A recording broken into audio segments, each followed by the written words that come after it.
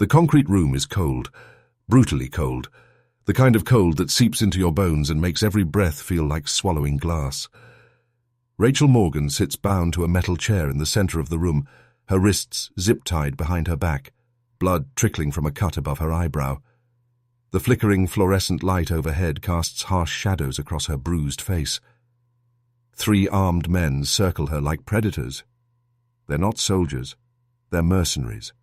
Hired guns working for someone who wants information. Information they think she has. "Last chance, sweetheart." The leader, a broad-shouldered man with a scar running down his jaw, sneers down at her. His accent is Eastern European, his smile cruel. "Tell us where the prototype is, and maybe we let you walk out of here." Rachel's head hangs low, her brown hair matted with sweat and blood. She looks small, fragile, defeated. I don't know what you're talking about," she whispers, her voice trembling. I'm just an assistant. I file papers. I make coffee. I don't—" The leader backhands her across the face. The other 2 guards laugh. "Just an assistant," one of them mocks in a high-pitched voice. "Please, I'm nobody. I don't know anything." "You Americans," the leader says, shaking his head, "always playing victim until the end." He leans in close, his breath hot against her face. "We've been watching you for 3 months. We know you work at Helix Defense Technologies. We know the quantum encryption prototype was moved last week, and we know you were in the building when it disappeared." Rachel's eyes are glassy with tears. She looks like she's about to break completely. "I swear, I don't know anything." The leader straightens up, pulling out his phone. "Fine. We'll do this the hard way." He starts dialing. "My employer has other methods for dealing with uncooperative—" And that's when His entire demeanor changes. Rachel Morgan, 32 years old, born and raised in suburban Cleveland, Ohio. The middle child of 5 kids, always overlooked, always in the background. In school, she was the girl who sat in the back of the class, never raised her hand, never caused trouble. After college, a modest degree in business administration, she bounced between entry-level jobs, receptionist, administrative assistant, the kind of work that's invisible, the kind of person people forget 5 seconds after meeting. For the past 2 years, she's worked at Helix Defense Technologies as an executive assistant. She brings coffee to meetings. She schedules appointments. She smiles politely and disappears into the furniture. That's what everyone sees: ordinary, forgettable, weak. But Rachel Morgan is none of those things. What none of these mercenaries know, what almost nobody knows, is that Rachel Morgan doesn't work for Helix Defense Technologies. She works for the CIA. Specifically, she's a NOC, a non-official cover operative, one of the most dangerous and secretive positions in the intelligence community. No diplomatic immunity, no backup, no official existence. For 6 years, Rachel has been embedded in high-value corporate targets, gathering intelligence on black market arms deals, stolen military technology, and international espionage networks. Her training began at Camp Peary, the farm, where she learned everything: advanced hand-to-hand combat, weapons expertise, psychological manipulation, lock-picking, tactical escape and evasion. She can kill someone with a ballpoint pen or disarm a trained soldier in 3 seconds. But her greatest skill? Acting. Making people believe she's helpless. Ordinary, not a threat. It's kept her alive for 6 years, and it's about to save her life again. But right now, in this freezing concrete room, Rachel is fighting more than just these mercenaries. She's fighting her own doubt. 3 months ago, her last operation went sideways. A weapons dealer in Prague figured out she was CIA. She barely escaped with her life, but her partner, Agent David Chen, didn't. He was killed covering her extraction. Since then, Rachel has been plagued by guilt. Nightmares. The constant question: am I good enough? Am I fast enough? Should I have saved him? Her superiors wanted to pull her out. Mandatory psych evaluation, desk duty. But Rachel refused. She insisted she was fine. She buried the trauma deep and took this assignment, infiltrating Helix Defense to find out who was selling quantum encryption technology to foreign adversaries. Now, tied to this chair, blood in her mouth, she realizes this might be where it all ends. The leader is still on his phone, speaking rapidly in Russian. Rachel tests the zip ties. They're industrial grade, tight, cutting into her wrists. But not impossible. She's been slowly working them loose for the past 20 minutes, using micro-movements, creating just enough slack.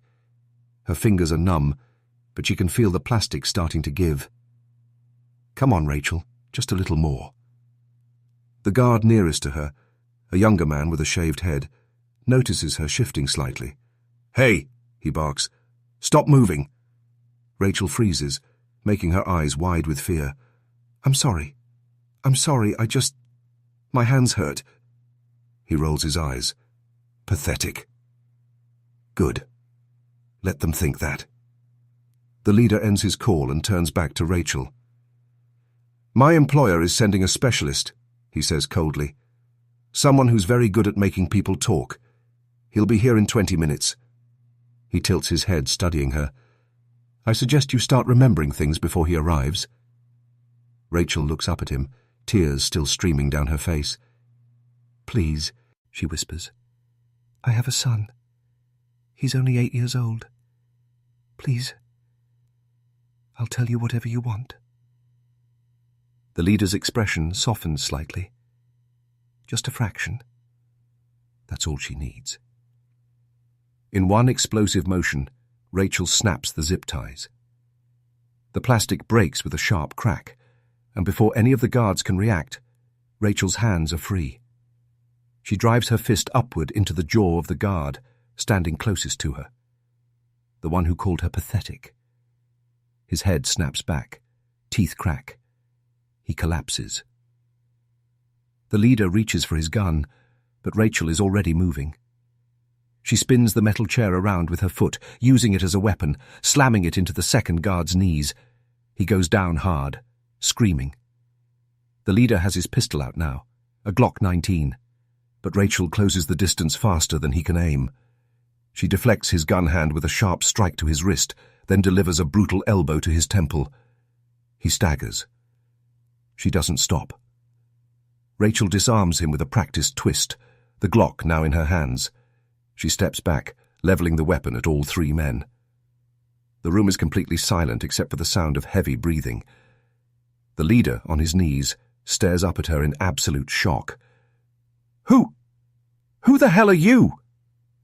Rachel wipes the blood from her mouth with the back of her hand, her entire demeanor transformed. The trembling victim is gone. In her place stands something cold, lethal, controlled. "Rachel Morgan," she says calmly. "CIA Special Operations Group. And you just made a very big mistake." But before Rachel can secure the room, the door explodes inward. 4 more armed men burst in, automatic rifles raised. Rachel dives behind the overturned chair as bullets tear through the air. She fires back, dropping one of the attackers, but she's outnumbered and outgunned. "She's CIA!" the leader screams from the floor. "Kill her! Kill her now!" Gunfire erupts. Concrete chips fly. The room becomes a war zone. Rachel rolls behind a support column, quickly assessing. 3 hostiles still standing. 1 magazine in the Glock. 15 rounds. No backup. No exit. This is bad. No, this is impossible. Her mind flashes back to Prague, to David Chen going down in a hail of bullets while she ran. Not again. I won't lose again. She hears footsteps. They're flanking her. Coordinated. Professional. Rachel closes her eyes for just a second. Her training kicks in. Her breath steadies. Trust your instincts. Trust your training. She spots an old fire sprinkler pipe running along the ceiling. She aims and fires. The pipe bursts. Water explodes downward, flooding the room, creating chaos. In the confusion, Rachel moves. She slides across the wet floor, firing as she goes. One shot. Center mass. Hostile down. She rolls behind a metal storage cabinet. Return fire shreds the wall behind her. 2 left. Rachel spots a breaker box on the far wall. Long shot. But it's her only shot. She aims carefully and fires. The bullet strikes the breaker box. Sparks fly. The lights go out. Complete darkness. And in the dark, Rachel Morgan is a ghost. She moves silently, controlled, using sound and memory to track her targets. She hears breathing to her left. She strikes fast, a brutal throat punch followed by a disarm. The man goes down, gasping. 1 left. The final guard is panicking now, firing blindly into the darkness. Rachel waits, patient, still. His magazine runs dry. Click, click, click. She overs. In 3 seconds, she has him on the ground, unconscious. The emergency lights flicker on. Dim red illumination fills the room. Rachel stands alone among the bodies. Some unconscious, some not. The leader is still on the floor, clutching his bleeding head, staring at her in absolute terror. What are you? Rachel picks up her jacket from the corner of the room where they'd thrown it, calmly putting it on. I already told you, she says. I'm the person you should never have underestimated. 40 minutes later, the safe house is swarming with federal agents.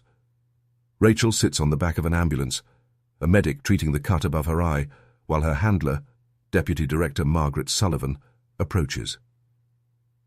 Hell of a mess, Morgan, Sullivan says, though there's no anger in her voice, only respect. They were selling the prototype to the Russians, Rachel says quietly. I got the location of the exchange. It's in the phone I took off the leader. Sullivan nods, then sits beside her. I read your report from Prague, about Chen. Rachel tenses. You blamed yourself, Sullivan continues. Thought you weren't fast enough, strong enough, that you should have saved him. Rachel says nothing. But Rachel, Sullivan says firmly, David Chen made a choice. He chose to cover you because he knew you were the one who could finish the mission, and you did. In Prague. And here. She places a hand on Rachel's shoulder. Stop punishing yourself for being human. Start recognizing that you're one of the best damn operatives this agency has. Rachel feels something break inside her. Not in a bad way, in a way that lets the light in. Thank you, Ma'am. Sullivan stands. Take a week. Real time off this time. Then we've got another assignment, if you're interested. Rachel allows herself a small smile. I'm interested. As the sun rises over the city, Rachel watches Federal Age. Nuts haul the mercenaries away in handcuffs. The leader is loaded into an armored transport, still looking back at her with that same expression of disbelief. She remembers all the years of being underestimated, being invisible, being dismissed as just another administrative assistant, just another nobody. But she's learned something powerful. Being underestimated isn't a weakness. It's a weapon. And Rachel Morgan wields it better than anyone. She thinks about all the women out there, quiet, overlooked, dismissed, who have their own hidden strengths, their own secret talents. Maybe they're not CIA operatives. Maybe they're teachers, or nurses, or accountants. But inside each of them is something fierce, something powerful, something the world doesn't see until the moment it needs to. Rachel stands, declining the stretcher, and walks toward the waiting SUV. She's done being invisible, but she'll never stop using it. Because in a world that underestimates women, that's her greatest advantage. And she's just getting started. Before you go, tell us in the comments, which country are you watching this video from? And don't forget to subscribe to Her Force Tales for more incredible stories, and hit like, share, and comment to support the channel.